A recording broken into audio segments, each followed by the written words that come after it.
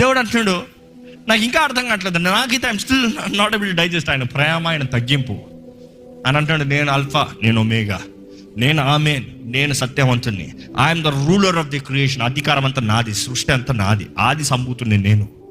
కానీ ఆయన అంటున్నాడు, నువ్వు మట్టివి, నేను చేసింది నేను.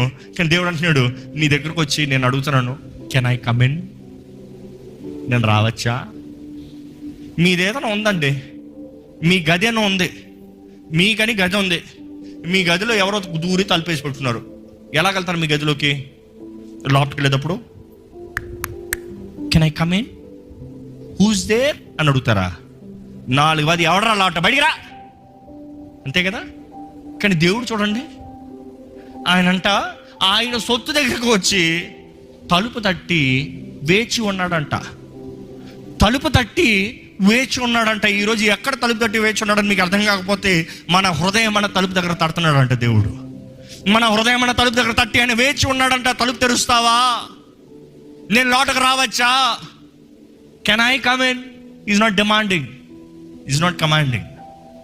నువ్వు ప్రేమతో నన్ను ఆహ్వానించాలి. నువ్వు ప్రేమించి నన్ను నమ్మితే మాత్రం నేను లోటుకు వస్తాను. నేనంటే ప్రేమ లేకపోతే నేను రాను.